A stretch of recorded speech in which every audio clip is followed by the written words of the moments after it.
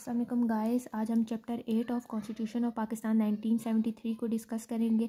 It's very important for assistant election commission test. So इसका first article है chief election commission के बारे में। ठीक है, इसका क्लॉज 1 ये कहता है कि जो चीफ इलेक्शन कमीशन है उसको अपॉइंट कौन करेगा, उसको प्रेसिडेंट अपॉइंट करेगा। ठीक है, फिर हम अगर क्लॉज 2 पे आते हैं तो इसका क्लॉज 2 हमें ये कहता है 213 का ही क्लॉज 2 हमें ये कहता है कि वो जो चीफ इलेक्शन कमिश्नर है, यानी जिसको मैं कैक बोलूँ, कैक हमारे पास जो है वो एक तो सुप्रीम कोर्ट का जज हो रह चुका हो, या वो टेक्नोक्रेट हो, या वो सीनियर सिविल सर्वेंट हो। ठीक है, और उसकी एज 68 से ज़्यादा ना हो।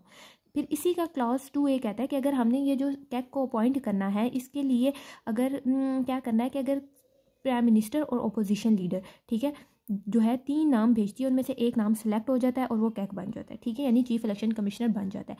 लेकिन क्लॉज 2 भी कहता है लेकिन अगर ये 3 नाम इन पे इतफाक ना हो सके तो क्या होता है कि एक पार्लियामेंट्री कमेटी बनाई जाती है। वो कौन बनाता है कमेटी? स्पीकर बनाता है। उस कमेटी के 12 मेंबर्स होते हैं, जिसमें से 50% जो होते हैं वो ट्रेजरी बेंचेस यानी हुकूमत के होते हैं और 50% अपोजिशन बेंचेस के होते हैं। It depends on their strength in parliament. ठीक है, और ये 50% डिपेंड करता है कि उनकी सीट्स पार्लियामेंट में कितनी, उसी हिसाब से ये फिर डिवाइड हो जाता है। अच्छा, ये जो 12 मेंबर की कमेटी बनाई जाती है, इसमें से जो 1/3 है वो सेनेट से आते हैं लोग। ठीक है, यानी 4 members will be from senate and 8 members will be from national assembly.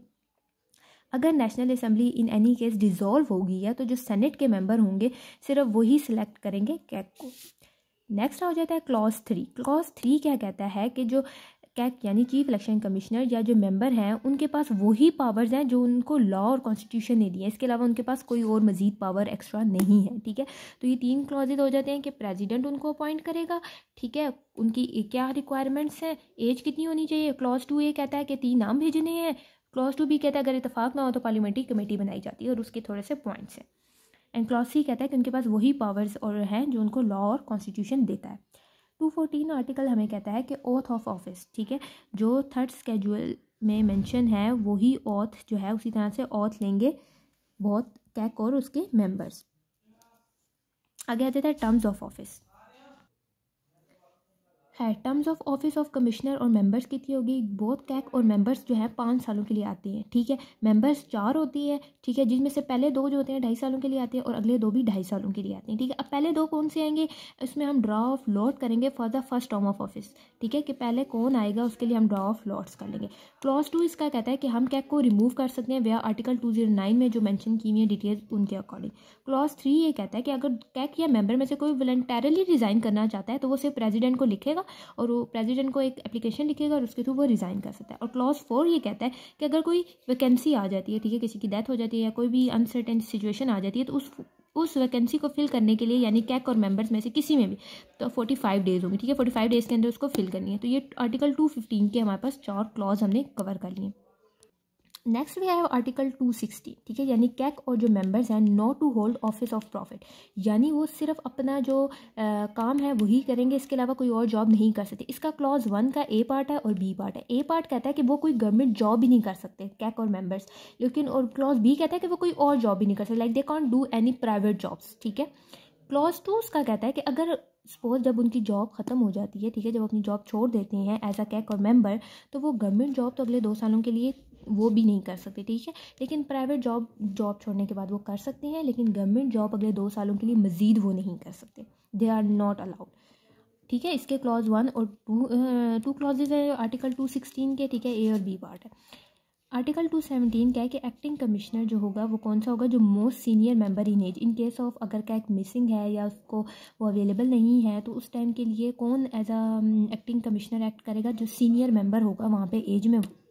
अच्छा, article 218 we will discuss it later. Article 219 पे आ जाते हैं ड्यूटीज़ ऑफ कमीशन। कमीशन जो बनाया जाता है उसकी ड्यूटीज़ क्या होती है कि उन्होंने इलेक्टोरल रोल्स बनाने होते हैं, यानी वोटर की लिस्ट को बनाना भी होता है, उनको रिवाइज भी करना होता है, नेशनल असेंबली के लिए भी, प्रोविंशियल असेंबली के लिए भी और लोकल गवर्नमेंट के लिए भी। उसका बी हमें कहता है बी पार्ट कि सेनेट का इलेक्शन भी करवाना होते हैं। अगर कोई कैजुअल वैकेंसी आ जाती है अपर हाउस लोअर हाउस में या प्रोविंशियल असेंबली में तो उसे फिल भी करना होता है। सी कहता है कि हमें इलेक्शन ट्राइब्यूनल्स अपॉइंट करने होते हैं, यानी हमें कोर्ट बनानी होती है। डी हमें कहता है कि इन्होंने जनरल इलेक्शन भी कमीशन ने करवानी होती है, चाहे वो नेशनल असेंबली के हो, प्रोविंशियल असेंबली के इलेक्शन हो, लोकल गवर्नमेंट हो, ये तीनों इलेक्शन भी उन्होंने कवर करने हैं, लिस्टें भी बनानी है, सेनेट के इलेक्शन भी करने हैं, कैजुअल वैकेंसी भी करनी है, कोई मसला हो जाए तो इलेक्शन ट्राइब्यूनल्स भी बनानी है, जनरल इलेक्शन भी करवाने हैं। ई हमें कहता है function mention in act of Majlis Shura, ठीक है, कि जो एक्ट ऑफ मजलिस शूरा में भी जो काम लिखे हुए हैं वो सारा भी करना किसकी ज़िम्मेदारी है, कमीशन की ज़िम्मेदारी है। तो ये ABCDE हमने याद रखने। ए इलेक्टोरल रोल बनाना, उनको रिवाइज़ करना, बी सेनेट के इलेक्शन बनाना कराना, कैजुअल वैकेंसी फिल करना, तीसरा कोर्ट इलेक्शन ट्राइब्यूनल्स बनाना, इलेक्शन जनरल इलेक्शन करवाना, और कोई एक्ट ऑफ मजलिस शूरा में भी जो काम है वो सारे करना। आर्टिकल 220 कहता है कि अगर कोई भी executive authorities to assist commission, अगर उन्हें कोई भी हेल्प चाहिए, चाहे वो फेडरेशन से चाहिए या वो प्रोविंसेस से चाहिए, तो उसके लिए वो अथॉरिटीज़ को भी अपॉइंट कर सकते हैं। अब कौन कौन से ऑफिसर या स्टाफ होगा, वो जो है ये जो क्या है, यानी चीफ इलेक्शन कमिश्नर उनको अपॉइंट कर सकता है with the rules approve by president, ठीक है। उसके लिए कुछ सिलेक्शन के लिए वो कुछ रूल्स बनाएगा जो वो प्रेसिडेंट से अप्रूव करवाएगा, उसके बाद he can select the officers and staff. This is the chapter 1 of part A.